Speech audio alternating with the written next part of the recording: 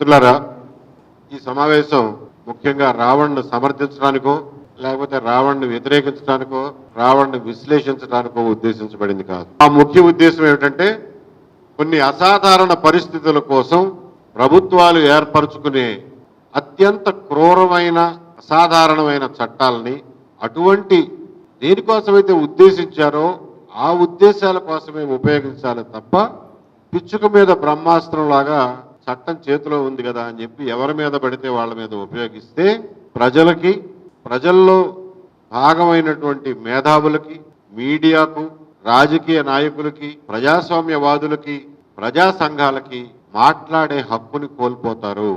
అది మా ముఖ్యమైనటువంటి ఆందోళన ఈ రోజున. రావణ్ మాట్లాడింది కరెక్టా తప్పా అని కాదు మేము మాట్లాడేది. మీరు యూఏపీఏ అనేది ఎందుకు ఉపయోగించారు? యూఏపీఏకి తాత ముత్తాతలు కొంతమంది ఉన్నారు. వాళ్ళు ఎవరంటే రెండో ప్రపంచ యుద్ధ కాలంలో డిఫెన్స్ ఆఫ్ ఇండియా యాక్ట్ అని ఒకటి వచ్చింది. దానికంటే ముందు మీకు గుర్తుండి చిన్నప్పుడు చదువుకుని ఉంటారు, రౌలత్ చట్టాలని వచ్చినాయి. రౌలత్ చట్టాలు అనేవాళ్ళు 1919లోను మొదటి ప్రపంచ యుద్ధం ముగిసిన తర్వాత రౌలత్ చట్టాలని పెట్టారు. అందులో విచారణ లేకుండా సంవత్సరం పాటు 2 సంవత్సరాల పాటు ఎవరినైనా కానీ లోపలేయొచ్చు అని బ్రిటిష్ వాళ్ళు పెట్టిన చట్టం. ఆ రౌలత్ చట్టానికి వ్యతిరేకంగా మన దేశవ్యాప్తంగా ఎన్నో ఆందోళనలు జరిగినాయి. జలియన్ వాలాబాగ్ లాంటి మారణకాండ కూడా జరిగింది ఆ చట్టాలకు వ్యతిరేకంగానే. ఆ తర్వాత సైమన్ కమిషన్ 1927లో వచ్చింది. దానికి వ్యతిరేకంగా కూడా ప్రజలందరూ రోడ్ల మీదకి వచ్చారు. ఎందుకు వచ్చారు ఆ రోజునంటే సైమన్ కమిషన్ బ్రిటిష్ వాళ్ళు భారతదేశానికి, భారతీయులకి పరిపాలనలో మరిన్ని హక్కులు, మరింత పాత్ర ఇవ్వడం కోసం 1919 మాంటేగు షెల్మ్స్ఫోర్డ్ రిఫార్మ్స్ తర్వాత 10 సంవత్సరాల తర్వాత రిఫార్మ్స్ చేయడానికి భారతదేశ పరిపాలనా విధానం సంస్కరించడానికి పెట్టినటువంటి ఒక కమిటీ సైమన్ కమిషన్ అనేది. కానీ ఆ కమిటీలో భారతీయులు ఎవరూ లేరు, అందరూ ఇంగ్లీష్ వాళ్లే ఉన్నారు. మేమెవరూ లేకుండా మా గురించి, మా రిఫార్మ్స్ గురించి, మా సంస్కరణల గురించి నువ్వెలా నిర్ణయం చేస్తావు అన్న ఉద్దేశంతో దాన్ని వ్యతిరేకించాం. సైమన్ కమిషన్ కి వ్యతిరేకంగా జరిగినటువంటి పోరాటంలో లాలా లజపత్ రాయ్ అప్పట్లో ఒక ప్రముఖ నాయకులు పంజాబ్లో, ఆయన్ని పోలీసులు పట్టుకుని కొట్టారు. కొడితే ఆయన బాగా పెద్ద దెబ్బ తగిలి హాస్పిటలైజ్ అయ్యాడు. అది చూసిన భగత్ సింగ్, అప్పట్లో యువకుడు, రక్తం మరిగిపోయి ఈ ఇంగ్లీష్ వాళ్ళు ఇంత దుర్మార్గం చేస్తారా మన మీద అని చెప్పి భగత్ సింగ్ అప్పటికే 1925లో కమ్యూనిస్ట్ పార్టీ ఆవిర్భవించింది, మీకు గుర్తుండే ఉంటుంది. 27లో సైమన్ కమిషన్, దానికి వ్యతిరేకంగా ఆందోళనలు. భగత్ సింగ్ అప్పుడు ఒక విప్లవకారుడు అయ్యాడు. పొగ బాంబులు పట్టుకుని పార్లమెంట్లో పొగ బాంబులు వేశాడు. ఎవరిని చంపడానికి ఉద్దేశించింది కాదు, ఆ బాంబులు వేస్తే ఎవరు చచ్చిపోరు. బ్రిటిష్ వాళ్లలో ఒక భయం కలగజేయడం కోసం, భారతీయుల నిరసనను వ్యక్తం చేయడం కోసం వేసిన పొగ బాంబులు అవి. కానీ దాన్ని దేశద్రోహం కింద, అప్పటి బ్రిటిష్ పరిపాలనని కూల్చడం కోసం చేసిన దేశద్రోహ నేరం కింద భగత్ సింగ్ని ఉరి తీశారు. అదంతా ఇవాళకి మనం భగత్ సింగ్ని స్మరించుకుంటున్నాం. ఆ తర్వాత రెండో ప్రపంచ యుద్ధం వచ్చింది. ఆ టైంలో డిఫెన్స్ ఆఫ్ ఇండియా యాక్ట్ అని చెప్పి పెట్టారు. అది కూడా అత్యంత క్రూరమైన చట్టం. ఎవరిని పడితే వాళ్ళని లోపల వేయచ్చు, ఏళ్ల తరబడి విచారణ ఉండదు. స్వాతంత్రం వచ్చిన తర్వాత మన వాళ్ళు ఆ బ్రిటిష్ వాళ్ళు పెట్టిన చట్టాలన్నింటినీ యథాతథంగా ఉంచేశారు, ఏం మార్చలా. అంటే ఆ చట్టాల మూలంగా మనం తన్నులు తిన్నామే అని చెప్పి ఆ చట్టాలను మార్చడానికి కూడా ప్రయత్నం చేయాలి, ఆ చట్టాలను తీసేయడానికి కూడా ప్రయత్నం చేయాలి. అవే చట్టాలను భారతీయుల మీద పెట్టడం మొదలెట్టారు. సరే, ఇది కాలక్రమేణా ఎమర్జెన్సీ టైంలో ఇందిరాగాంధీ గారు maintenance of internal security act, MISA చట్టం అని చెప్పి పెట్టారు, మీకు గుర్తుందే ఉంటుంది. ఆ మీసా చట్టం కింద అపోజిషన్ లీడర్స్ అందరినీ లోపల పడేశారు. అది కూడా ఒక భయంకరమైన నల్ల చట్టం. జనతా పార్టీ అధికారంలోకి వచ్చిన తర్వాత ఆ మీసా చట్టాన్ని రద్దు చేసింది. కానీ ఆ తర్వాత ఖలిస్తాన్ ఉగ్రవాదం, టెర్రరిజం, జమ్మూ కాశ్మీర్ ఉగ్రవాదం, విమానాలు హైజాక్ చేయడం, అలాగే మావోయిస్ట్ కార్యక్రమాలు పెరగడం వల్ల టాడా అని ఇంకొక చట్టం పెట్టారు. అది కూడా ఒక భయంకరమైన చట్టమే. ఆ టాడా అనే చట్టం ముఖ్యంగా నక్సలైట్ కార్యకలాపాలని అదుపు చేయడం కోసం మన దగ్గర వాడారు. పంజాబ్లోనేమో ఖలిస్తాన్ తీవ్రవాదం కోసం వాడారు. కాశ్మీర్లోనేమో జేఎన్కే మిలిటెన్సీ గురించి వాడారు. అది కూడా ఎంత మిస్యూజ్, దుర్వినియోగానికి పాల్పడిందంటే మేమందరం అప్పుడు పోలీసు ఆఫీసర్లుగా ఉద్యోగం చేశాం కాబట్టి చెప్తున్నాం. ఈవెన్ గ్రామంలో ఉండే ఒక చిన్న సైజు మిలిటెంట్ మీద కూడా టాడా యాక్ట్ పెట్టి లోపలికి పంపించేవాళ్ళు. వాళ్ళు పాపం నెలల తరబడి, సంవత్సరాల తరబడి జైళ్ళలో ఉండేవాళ్ళు. పేదవాళ్ళు, వాటికి బెయిల్ తెచ్చుకోవడానికి లాయర్కి డబ్బులు కట్టడానికి కూడా డబ్బులు ఉండేవి కాదు. ఇది పెట్టరేగిపోయి ఒకనొక టైంలో పివి నరసింహారావు గారు ప్రైమ్ మినిస్టర్గా ఉండగా టాడా మీద పెద్ద ఎత్తున ప్రజల్లో నిరసన వచ్చింది. ఇది మరీ మిస్యూజ్ అయిపోతుందండి, దీన్ని తీసేయాలి అని చెప్పి. సరే, మొత్తానికి పివి నరసింహారావు టైంలోనే దాన్ని టాడాని రద్దు చేశారు. సుప్రీంకోర్టు కూడా ఒక స్టేజ్లో ఇది అన్కాన్స్టిట్యూషనల్ అని చెప్పి తీర్పిచ్చింది, రద్దు చేశారు. తర్వాత మళ్ళా మనకి కాందహార్ హైజాక్ జరిగింది, గుర్తుండి ఉంటుంది కదా. కాందహార్ హైజాక్ లో ఆఫ్ఘనిస్తాన్ తీసుకుపోయి చాలా మంది టెర్రరిస్టులు విడిచిపెట్టి నానా తిప్పలబడి ప్రయాణికులు వెనక్కి తెచ్చుకున్నాం. ఆ టైంలో బీజేపీ గవర్నమెంట్లో ఉంది. అప్పుడు మళ్ళా అరే సరైనటువంటి ఉగ్రవాద నిరోధక చట్టాలు లేకపోతే బాగుండదు అని చెప్పి పోటా అని చెప్పి ప్రివెన్షన్ ఆఫ్ టెర్రరిస్ట్ యాక్టివిటీస్ అని చెప్పి ఆ చట్టం తెచ్చారు. అది 2004 వరకు నడిచింది. అందులో పెద్దగా మిస్యూజ్ అయితే జరగల, నాకు తెలిసి అంత ఎక్కువ మిస్యూజ్ జరగల. అయినప్పటికీ కూడా 2004 ఎలక్షన్లలో కాంగ్రెస్ పార్టీ ఈ పోటాన్ని మిస్యూజ్ చేస్తున్నారు, దుర్వినియోగం చేస్తున్నారు, కాబట్టి మేము వచ్చిన తర్వాత దీన్ని రద్దు చేస్తామన్నారు. 2004లో కాంగ్రెస్ ప్రభుత్వం వచ్చింది కేంద్రంలో, దాన్ని రద్దు చేసేశారు. అంటే మనకేది కఠినమైనటువంటి చట్టాలు లేవు ఆ రోజున. చివరకు చూస్తే మనకి 26/11 బొంబాయిలో ఉగ్రవాద దాడులు జరిగింది. ఉగ్రవాద దాడులు జరిగేసరికి అప్పుడు అపోజిషన్ వాళ్ళందరూ, అప్పుడు బీజేపీ అపోజిషన్ వాళ్ళందరూ ఎత్తుకున్నారు, మీరు పోటాన్ని రద్దు చేశారు, మీ దగ్గర అసలు చట్టాలే లేవు, ఉగ్రవాదాన్ని నిరోధించే అభిప్రాయమే లేదు, మీకు ఆ ఆలోచనే లేదు, ఆ ఉద్దేశమే లేదు, అందుకనే ఈ దాడులు జరిగినాయి అని చెప్పి బాగా గొడవ చేసినప్పుడు సరేలే, పెద్ద ఇన్సిడెంట్ కాబట్టి శివరాజ్ పాటిల్ గారి తర్వాత చిదంబరం గారు హోమ్ మినిస్టర్ అయ్యి ఈ UAPA unlawful activities prevention act అనేది తెచ్చారు. దాన్ని కూడా అంతకు ముందు వాటి తాత ముత్తాతల లాగానే చాలా కఠినంగా, బెయిల్ రాకుండా, ఏమాత్రం అనుమానం ఉన్నా కానీ లోపల పడేసి సంవత్సరాల తరబడి నెలల తరబడి జైల్లో ఉంచే ప్రొవిజన్స్ పెట్టారు. పెట్టినాడు బీజేపీ వాళ్ళు గొడవ చేశారు, అప్పుడు అపోజిషన్ లో ఉన్నారు కాబట్టి, దీన్ని మీరు మళ్ళీ ఒక టాడాలాగా తయారు చేస్తున్నారు అని చెప్పి. సరే, అపోజిషన్ కాబట్టి విమర్శిస్తారు. మొత్తానికి అది పాస్ అయింది. పాస్ అయిన తర్వాత యూఏపీ అని చాలా తక్కువ స్థాయిలోనే వాడారు కాంగ్రెస్ వాళ్ళు, ఎక్కువ వాడలా. 2014లో బీజేపీ గవర్నమెంట్కి వచ్చిన తర్వాత యూఏపీఏని విస్తృతంగా వాడడం మొదలెట్టింది. ఆ టైంలోనే మీకు గుర్తుంటే ఎన్ఐఏ కూడా ఫామ్ అయింది. ఈ యూఏపీఏ వచ్చినప్పుడే ఎన్ఐఏ, నేషనల్ ఇన్వెస్టిగేటివ్ ఏజెన్సీ కూడా ఫామ్ అయింది, కొత్తగా పెట్టారు. 2014 నుంచి యూఏపీఏ విస్తృతంగా విరివిగా వాడటం మొదలెట్టారు. జేఎన్యూ స్టూడెంట్స్ మీద, జర్నలిస్టుల మీద, భీమా కోరేగావ్ కేసులోనేమో వరవర్రావు, సాయిబాబా, ఆయన ముసలాయన చనిపోయారు, ఆయన ఫాదర్ స్టాన్లీ మీద, ఇట్లాంటి వాళ్ళందరి మీద కూడా పెట్టారు. అంటే నోరెత్తితే ఈ చట్టాన్ని ఉపయోగించారు. అది గ్రాస్ మిస్యూజ్. ఆ చట్టం యొక్క ఉద్దేశం అది కాదు, దుర్వినియోగం ఇదంతా. అయినప్పటికీ కూడా కోర్టులు కూడా ఎందువల్లనో చూసి చూడనట్టుగా పోయినాయి. సంవత్సరాల తరబడి వీళ్ళందరూ జైళ్లలో మగ్గారు. వరవర్రావు గారిని ఈ రోజుకి కూడా బొంబాయి విడిచిపెట్టి హైదరాబాద్ వచ్చే పరిస్థితి లేదు ఆయనకి. ఆయన తీవ్రమైన అనారోగ్యంతో ఉన్నాడు. అయినా సరే సొంత ఇంట్లో చివరి రోజులు గడిపే అవకాశం కూడా ఆయనకి లేకుండా కండిషనల్ బెయిల్లో బొంబాయిలోనే కూర్చోబెట్టారు.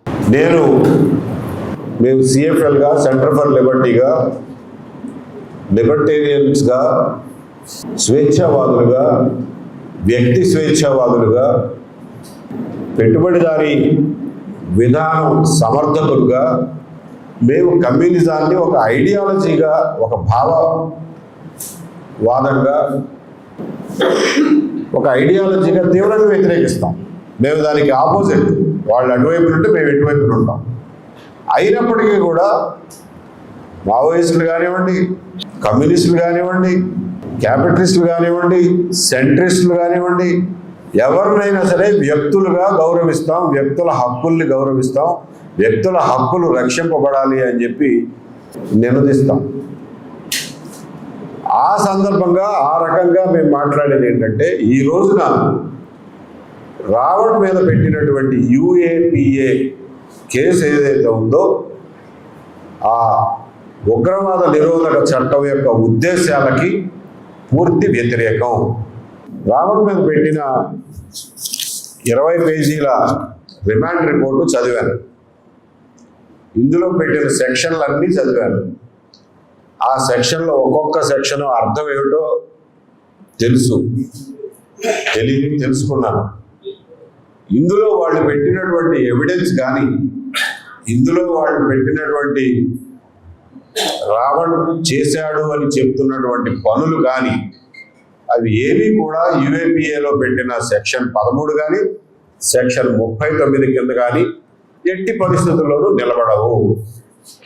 అంతవరకు చట్టం తెలిసిన వాడిగా ఆ మాత్రం చెప్పగలరు. మరి ఎందుకు పెట్టారయ్యా? జడ్జి గారు రిమాండ్ ఎందుకు ఇచ్చారు అని అంటే, విచారణలో ఆ సెక్షన్లు నిలబడతాయా లేవా అనేది వేరే విషయం. రిమాండ్ ఇవ్వడానికి పోలీసులు చెప్పిన కారణం అది వేరే అంశం. పోలీసులు ఏం చెప్పారంటే, లేదండి చూచాయిగా ఈయన మావోయిస్టు సానుభూతి పడని చెప్పి ఫలానా రాతల ద్వారా తెలుస్తుంది, కాబట్టి ఆయన ఫోను, ఆయన కంప్యూటర్లు, ఆయన ఇళ్ళు, ఆయన ఆఫీసులు, ఆయన బ్యాంక్ అకౌంట్లు అన్నీ వెతికితే కానీ ఈయన ఏమైనా వాళ్ళకి ఆర్థికంగా కానీ వేరే రకంగా కానీ సహాయం చేశాడో లేదో తెలీదు. ఇదంతా దర్యాప్తు చేయాలంటే టైం పడుతుంది. దర్యాప్తు చేసే టైంలో ఆయన కనుక బయట ఉంటే మా దర్యాప్తుకి ఆటంకం కలుగుతుంది, కాబట్టి జైల్లో ఉంచండి, రిమాండ్ ఇవ్వండి అని చెప్పి రాశారు. అందువల్ల రిమాండ్ వచ్చింది తప్ప ఇందులో పోలీసులు ఉటంకించినటువంటి రావణ్ చర్యల ఆధారంగా అతను యుఏపిఏ కింద శిక్షార్హుడు అని కాదు అతనికి రిమాండ్ ఇచ్చింది. ఇక వీళ్ళు రిమాండ్ రిపోర్ట్లో ఉటంకించినటువంటి 2 ముఖ్యమైన విషయాల గురించి మాట్లాడతాను. ఒకటి, రావణ్ 10 నిమిషాల వీడియోకి వాయిస్ ఓవర్ ఇచ్చాడు. వెనకాల నుండి వాయిస్ ఓవర్ ఇచ్చాడు. రాసింది వేరే వాళ్ళట, వాయిస్ ఓవర్ ఇచ్చాడు. అందులో కొన్ని ముక్కలు కత్తిరించి దాన్ని ఇందులో రాశారు. ఆ 10 నిమిషాల సారాంశం రాయిగా ముక్కలు కత్తిరించి రాశారు. ఆ ముక్కల్లో ఏముందంటే, హిడ్మా చనిపోతే, హిడ్మా కానీ కేశవరావు కానీ చచ్చిపోతే ఇంకొక హిడ్మా పుడతాడు, ఇంకొక కేశవరావు పుడతాడు, పోరాటం ఆగదు అన్న ముక్కలు కత్తిరించాడు. మీరెవరైనా కానీ, మీరందరూ చదువుకున్న వాళ్ళు కాబట్టి ఆ 10 నిమిషాల వీడియో రిమాండ్ రిపోర్ట్లో ఉంది. ఇది వాళ్ళ సోషల్ మీడియాలో దొరుకుతుంది. ఆ లింకులోకి వెళ్ళి చూస్తే ఆ 10 నిమిషాల్లో ఆ రాసిన వారు ఎవరో తెలియదు కానీ వాయిస్ ఓవర్ ఇచ్చింది రావణ్. అందులో చూస్తే పురాతన కాలంలో స్పార్టకస్ దగ్గర నుంచి ఇవాళ హిడ్మా వరకు అన్యాయానికి వ్యతిరేకంగా, అణచివేతకు వ్యతిరేకంగా పోరాటాలు జరుగుతూనే ఉంటాయి. అందులో ఒకడు స్పార్టకస్ కావచ్చు, ఇంకొకడు ఇంకొక పేరుతో రావచ్చు, ఇంకొకడు భగత్ సింగ్ కావచ్చు, ఇంకొకడు హిడ్మా కావచ్చు, ఇంకొకడు కేశవరావు కావచ్చు. పోరాట రూపాలు మారవచ్చు, ఆయుధాలు మారవచ్చు, ప్రదేశాలు మారవచ్చు, వ్యక్తులు మారవచ్చు, కానీ పోరాటం కొనసాగుతూనే ఉంటుంది అని చెప్పి అది సారాంశం ఆ 10 నిమిషాల్లో. అందులో ఎక్కడా కూడా నేను మావోయిస్టు సానుభూతి పరుడనో, లేకపోతే మావోయిస్టుల్లో చేరండి అని చెప్పి పిలుపునివ్వడమో, లేకపోతే మావోయిస్టులకు నేను సహాయం చేస్తున్నానని చెప్పడమో, అసలు ఈ సెక్షన్ 13, 39కి సంబంధించిన ఇంగ్రీడియంట్స్ అంటారు, ఇంగ్రీడియంట్స్ ఎక్కడ లేవు. అది ఒకటి ప్రేక్షక మహాశయులకి అలాగే మీడియా మిత్రులకు కూడా తెలియజేసుకున్నాను. ఇంకొకటి, వాళ్ళు ఇందులో ఉటంకించింది మిగిలిన సెక్షన్లు పెట్టారు కదా, 147, 148, 152, 192, 197, 353. అందులో అవేవి యూఏపీఏకి సంబంధించినవి కాదు, అవన్నీ బిఎల్ఎస్కి సంబంధించినవి. సరే, యూఏపీఏకి సంబంధించి అయితే ఇందులో మెటీరియల్ లేదు అనేది మేము చెప్పగలం. లేదు, రేపు పొద్దున ఇన్వెస్టిగేషన్లో మేము ఏదో తెస్తాము అని అంటారా? సరే, దానికి మేమే కాదనలేము, అవునలేము. పోతే ఇంకొక విషయం, హిందూ మతాన్ని కించపరిచే విధంగా, సనాతన ధర్మాన్ని కించపరిచే విధంగా ఇతను మాట్లాడాడు అని చెప్పి కొన్ని ముక్కలు ఇందులో ఉదహరించారు. ఆ వీడియో ఎక్కడ దొరుకుతుందా అని చూస్తే అది ఇవాళ యూట్యూబ్లో ఎక్కడ దొరకట్లా. వీళ్ళు రాయడమేమో కొన్ని వీడియోలు ఆయనే డిలీట్ చేశారని అన్నారు. నాకు మిగిలిన వాళ్ళు చెప్పింది ఏంటంటే, ఆ వీడియో నవంబర్ 25లో పబ్లిష్ అయినప్పుడు చాలామంది దాని మీద రిపోర్ట్లు కొట్టారు. దానివల్ల యూట్యూబ్ వాళ్ళే దాన్ని డౌన్ చేసేసారు, డిలీట్ చేసేసారు, అది వాళ్ళ దొరకడం లేదు, మా దగ్గర కూడా లేదు అన్నారు. ఎవరన్నా అప్పట్లో డౌన్లోడ్ చేసుకుంటే వాళ్ళ దగ్గర ఉంటుంది, చూడండి. ఏది ఏమైనప్పటికీ కూడా నిన్న ఒక ఎక్స్ప్లెనేషన్ చూసింది ఏంటంటే వీళ్ళు పెట్టిన ముక్కలు అతికిచ్చి పెట్టిన ముక్కలు. యాక్చువల్గా రావణ్ ఒక సుదీర్ఘమైనటువంటి ఉపన్యాసంలో రాధా మనోహర్ దాస్ అనే ఆయన మాట్లాడిన దానికి జవాబుగా మాట్లాడిన విశ్లేషణలో కొన్ని ముక్కలను తీసుకుని వాటిని అతికిచ్చి ఇదిగో చూసారా హిందూ మతాన్ని ఇంత పెద్ద మాట అనేసాడు అని చెప్పి అన్నారు. కానీ నిన్న నేను చూసిన దాంట్లో రాధా మనోహర్ దాస్ చేసినటువంటి వేరే మతం గురించి చేసినటువంటి అనవసరపు ప్రసంగం, తప్పుడు ప్రసంగాన్ని తప్పుపడుతూ, బాబు నువ్వు అట్లా అంటున్నావు, ఎవరైనా హిందూ మతం గురించి ఇలా అంటే ఎలా ఉంటుంది, నీకు ఎంత బాధగా ఉంటుంది, హిందువులకు ఎంత బాధగా ఉంటుంది, హిందువులను ఆ ఇంకొక మతం వాళ్ళు కొట్టుకు సావరా, సమాజంలో అశాంతి కలగదా, ఆ మాత్రం ఆలోచన లేదా నీకు అని చెప్పినట్లుగా ఉంది. ఏదేమైనా పూర్తి వీడియో మనకి వాళ్ళు అవైలబుల్గా లేదు. ఉంటే ఎవరైనా షేర్ చేయండి, తర్వాత ప్రజలే చూసి నేర్చుకుంటారు, తెలుసుకుంటారు. ముఖ్యంగా మేము తెలియజేయదలుచుకున్నది ఏంటంటే, మేము సెంటర్ ఫర్ లిబర్టీగా వ్యక్తి స్వేచ్ఛని అత్యంతంగా గౌరవించే మనుషులుగా భావ ప్రకటన స్వేచ్ఛ, freedom of expression, freedom of speech కంప్లీట్గా ఏ అడ్డంకులు లేకుండా భావ ప్రకటన స్వేచ్ఛ మనుషులకి ఉండాలి అని గట్టిగా నమ్మే మనుషులు, దానికోసం పోరాడే మనుషులు. మా రాజకీయాలు, మా రాజకీయ భావాలు, మా తాత్విక భావాలు అన్నీ కూడా భావ ప్రకటన స్వేచ్ఛకి అనుకూలమైనటువంటి. మీ నుంచి వచ్చే ప్రశ్నలు కూడా ఊహించి మరీ చెప్తాను. తర్వాత ఇంకొక విషయం చెప్పి ముగిస్తాను. రావణ్ మీద పెట్టిన 4 కేసుల్లోనూ బెయిల్ వచ్చింది తనకి. ఎందుకు వచ్చింది బెయిలు? అవన్నీ బెయిలబుల్ అఫెన్సెస్ కాబట్టి, 2 ఏళ్ళు 3 ఏళ్ళు శిక్షలు ఉండే సెక్షన్లు కాబట్టి బెయిల్ వచ్చింది. ఏ జడ్జి అయినా బెయిల్ ఇవ్వక తప్పదు. 4 పోలీస్ స్టేషన్ల చుట్టూ తిప్పి, 4 కోర్టుల చుట్టూ తిప్పి, 4 సార్లు బెయిల్ తీసుకున్న తర్వాత అప్పుడు యూఏపీఏ గుర్తొచ్చి ఎప్పుడో పాత వీడియో ఒకటి తీసి అందులో కొన్ని ముక్కల్ని తీవ్రవాదాన్ని సమర్థించేదానిగా, లేకపోతే వారికి ఊతమిచ్చేలాగా, అబెట్మెంట్ చేసేలాగా ఉంది అని చెప్పి ఈ కేసు పెట్టారు. మనకి చట్టంలో బూతు మాటలు మాట్లాడితే, ఒక వ్యక్తిని దూషిస్తే, బూతులు తిడితే ఏ సెక్షన్ కింద శిక్షార్హుడు అవుతాడు అనేది మన దగ్గర క్లియర్గా ఉంది. అది ఇప్పుడు బిఎన్ఎస్ సెక్షన్ 352, అంతకుముందు ఐపీసీలో 504 అని ఉండేది. అదేంటంటే ఇంటెన్షనల్లీ ఇన్సల్టింగ్, కావాలని చెప్పి ఒకళ్ళని అవమానపరిచే రకంగా బూతులు మాట్లాడడం.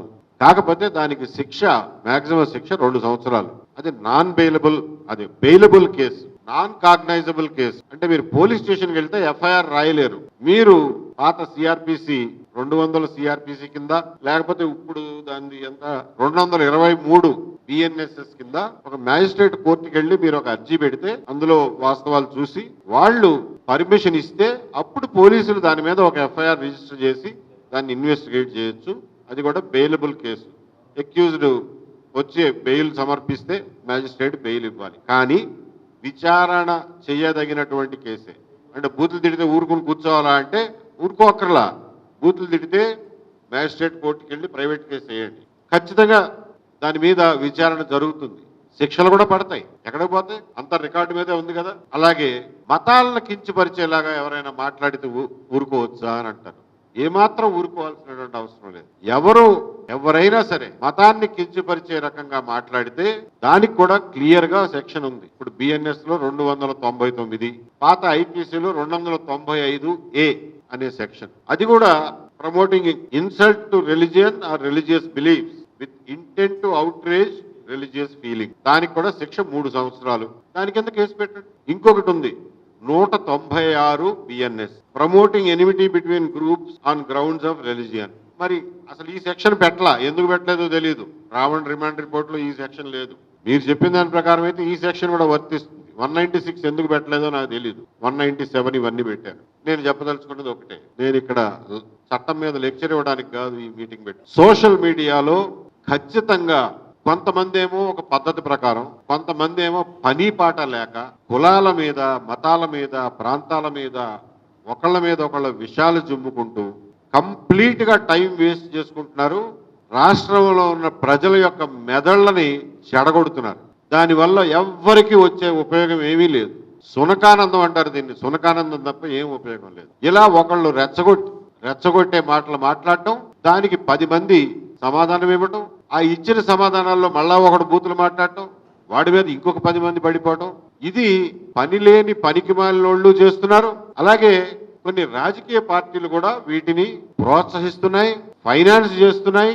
కొంతమందిని ఇదే పనిలో పెట్టి ఈవెన్ కొన్ని యూట్యూబ్ ఛానళ్ళని ఫైనాన్స్ చేసి మరీ ఇదే పనిలో పెడుతున్నాయి. ఈ విషయం ఈ యూట్యూబ్ ఛానల్ వీక్షకులు, ప్రజలు అందరూ గమనించాల్సిందిగా కోరుతున్నాం. మేము భావ ప్రకటన స్వేచ్ఛకి కట్టుబడి ఉన్న వాళ్ళం కాబట్టి ఈ యూట్యూబ్ ఛానళ్లను బ్యాన్ చేయమనో, వీళ్ళ మీద నియంత్రణ పెట్టమనో, లైసెన్సులు తీసుకోమనో మేము అడ్వకేట్ చెయ్యం.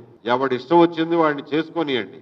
కానీ వినేవాడు లేకపోతే, ప్రేక్షకుడు లేకపోతే ఏ యూట్యూబ్ ఛానల్ నడవదు. ఎంత డబ్బులు ఇచ్చినా అది వృధా ప్రయాస, గంగలో పోసినట్టే. కాబట్టి ప్రేక్షకుల విజ్ఞత, ప్రజల విజ్ఞత మీద దీన్ని వదిలేస్తున్నాం. ప్రజలు చాలా జాగ్రత్తగా విజ్ఞతతో ఆలోచించి ఏ చర్చల వల్ల సమాజం బాగుపడుతుంది, సమాజానికి ఉపయోగం, సమాజానికి అవసరం అనేది గమనించుకోండి తప్ప ఏది పడితే అది, ఏ విషయాన్ని పడితే మీద ఆ విషయం మీద రోజుల తరబడి సోషల్ మీడియాని కలుషితం చేయొద్దని చెప్పి ప్రజలందరికీ విజ్ఞప్తి చేస్తున్నాను. సరే, ఈ బ్రతుకు తెరువు కోసం ఏదో పొలిటికల్ పార్టీల ఫైనాన్సింగ్, ఫండింగ్ తో నడిచే యూట్యూబ్ ఛానల్ వాళ్ళ పిల్లల బ్రతుకు తెరువు కోసం వాళ్ళు ఏదైనా చేసుకుంటుంటే దాన్ని నేనేం ఆపలేను. ప్రభుత్వాన్ని ఆపమని కూడా చెప్పను. ఎందుకంటే అది భావ ప్రకటన స్వేచ్ఛలో భాగం. ప్రభుత్వాన్ని ఆపమంటే వాళ్ళు ఫైనాన్స్ చేసే వాటిని నడవనిస్తారు, అపోజిషన్ ఫైనాన్స్ చేసే వాటిని మూసేస్తారు, న్యూట్రల్ గా నిజంగా మాట్లాడే వాళ్ళందరినీ కూడా మూసేస్తారు. కాబట్టి అటువంటి తప్పుడు అధికారాలు గవర్నమెంట్కి ఇమ్మని మేమైతే చెప్పం, కానీ ప్రేక్షకులు దయచేసి విజ్ఞత పాటించమని చెప్పి కోరుతున్నాం. అట్లా అని చెప్పి మతాల గురించి, కులాలు మతాలు ఇవన్నీ వ్యక్తిగతాలు, ఎవరికైనా సరే అది వ్యక్తిగతం.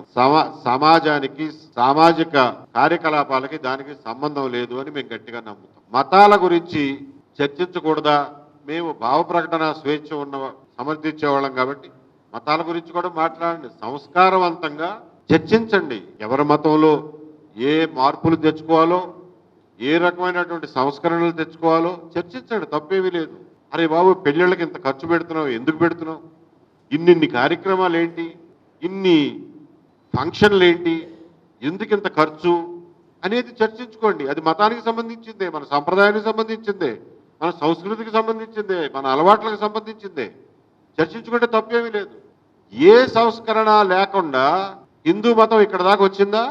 అసలు మతం గురించి, మతంలో ఉన్న మంచి చెడుల గురించి చర్చించకూడదు, చర్చిస్తే తప్పు, నువ్వెవడో మాట్లాడడానికి అని అంటే ఈశ్వరచంద్ర విద్యాసాగర్ దగ్గర నుంచి, రామకృష్ణ పరమహంస దగ్గర నుంచి, వివేకానందుడి దగ్గర నుంచి, గురజాడ అప్పారావు దగ్గర నుంచి, కందుకూరి వీరేశలింగం దగ్గర నుంచి, నార్ల వెంకటేశ్వరరావు దగ్గర నుంచి, రంగనాయకమ్మ దగ్గర నుంచి, త్రిపురనేని రామస్వామి చౌదరి దగ్గర నుంచి వీళ్ళందరూ నోళ్లు మూయించితే మనం ఇక్కడ వరకు వచ్చేవాళ్ళమా? ఈ మాత్రమైనా సంస్కరించబడే వాళ్ళమా? బాల్య వివాహాలని, సతీ సహగమనాలని దాటుకుని ఇక్కడ దాకా వచ్చేవాళ్ళమా? మా మతం గురించి నువ్వెవడో మాట్లాడడానికి, మా మతాన్ని విమర్శిస్తే సనాతనం డామ్ డూమ్ అని అంటే అవన్నీ ఆగేవా? ఆ దురాచారాలన్నీ ఆగేవా? ఎవరి మీద పెడతావు? యూఏపీఏ. నక్సలైట్లే నిజమైన దేశభక్తులు అన్న వాళ్ళ మీద యూఏపీఏ పెడతావా? చేకువేరా బొమ్మని ఆటోల వెనకాల, టీషర్ట్ల మీద, క్యాపుల మీద పెట్టుకునే వాళ్ళ మీద యూఏపీఏ పెడతావా?